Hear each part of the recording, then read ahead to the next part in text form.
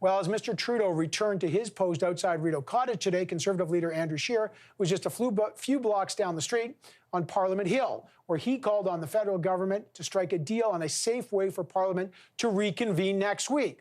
Now, the prospect of virtual sittings is up for debate, but the Tories want to ensure in-person accountability. But both Mr. Trudeau and Mr. Scheer are also facing personal criticism for trips they took. Mr. Trudeau for his trip to Harrington Lake, about 25 minutes away from his residence in Ottawa, over the Easter weekend to see his family, and Mr. Scheer for bringing his family on a government-chartered jet to return to Parliament. I should say a Liberal minister and Elizabeth May, the Green Party parliamentary leader, were also on that flight. Were they all flouting the very rules they're asking Canadians to comply with, or simply trying to do their jobs? Let's find out.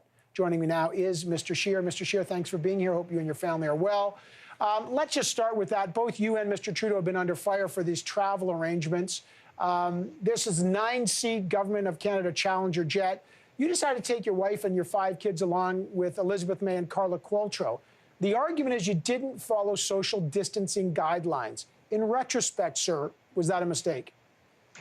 Well, as I mentioned this morning, my family had been in Regina during the March break when the music stopped. That's where we were when all the travel advisories went out. We've been based there. With the return of Parliament on Saturday and the prospect of future sittings throughout the rest of the spring, the choice was either for me to commute several times going back and forth between Ottawa and Regina, or bring the family up. And when the choice was between flying through several airports with when you're on commercial flights, the capacity to social distance is limited anyway, to go on a flight where there are only 2 other people. We followed many guidelines. We followed the guidelines. We did not interact a great deal with each other. My wife brought along disinfectant wipes we kept to ourselves. So I believe that we're able to make the best decision based on the choices available to me. But you and I both know non-essential travel is banned right now, and a lot of people are saying, was it essential for you to bring your family? What's your answer to that? Well, it's essential for Parliament to function. It's essential for the opposition to keep the pressure on the government so they can get this right. As leader of the party, my duties bring me to Ottawa. And as I said, the choice was to go back and forth several times throughout the spring, or have one move on a direct flight, on a flight that was going from Vancouver to Ottawa anyway. It seemed like that was the common sense decision to make. Just last thing on that, and I'll get to Mr. Trudeau. Did you inform both Carla Qualtrough and Elizabeth May beforehand that you were going to be bringing your family? Because I guess it's a 9-seat plane. There could have been a bigger plane. Were you up front that you're going to bring your whole family to everybody else on board beforehand? Of course, and it was up to the we let the government know what I was hoping to what my request was.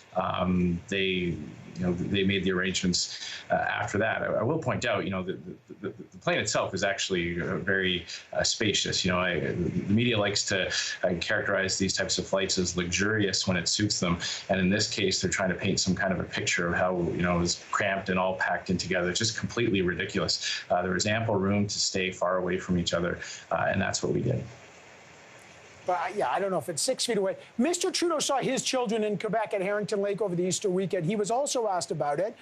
Quebec doesn't want people from Ontario visiting. Do you think he should have done that? As Canadians are being told, don't cross that border and don't go to your cottages. Was he wrong to do that, sir?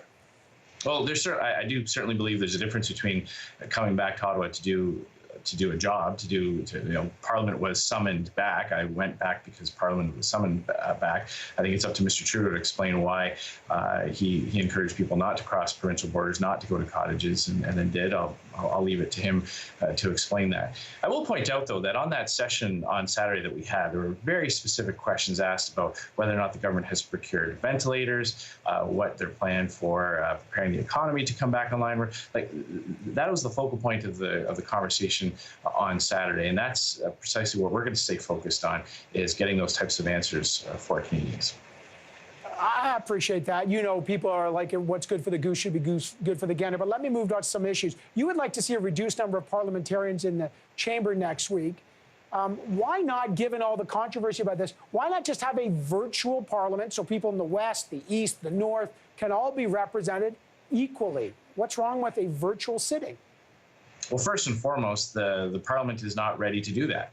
the Speaker of the House of Commons and the House of Commons administration has said that it could be weeks away before they have the capacity to have that kind of virtual online type of sitting. We can't wait. We've already seen in the last 2.5 weeks government programs and policies improved thanks to the work of the opposition parties. We've pressed the government for answers from everything from modeling to Canadian officials at the WHO and the influence that China has on that. So these are important questions on an ongoing basis that the opposition playing its role can result with better programs and policies for Canadians. So I don't believe we can wait 4, 5, 6 weeks to get that kind of technological capacity. When the House of Commons is ready to add that into, I think it can augment in-person sittings, but we need to start that right away.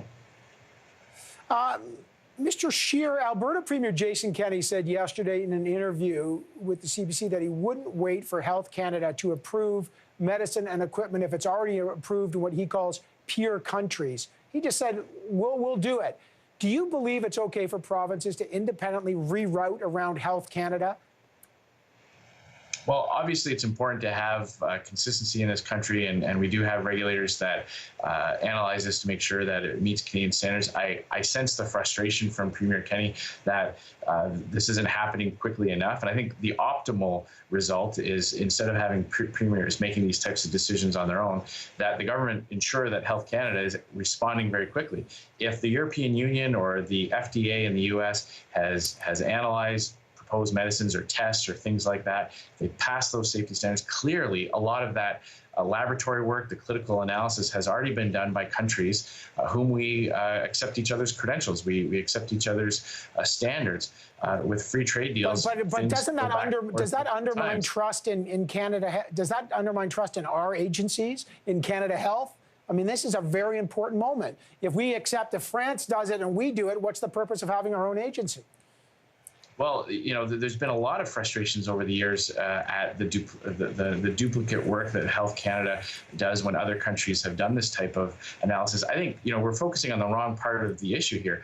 If a premier feels like he can't get products approved through Health Canada quickly enough, the problem is with Health Canada that we have to make sure that Health Canada is responding nimbly and quickly to this. So that's where I'll spend my focus, ensuring that this government is ensuring that officials at Health Canada get answers, make determinations, say it's safe or not safe. If the answer is no, if something's not safe, then tell us, and obviously premiers won't use it.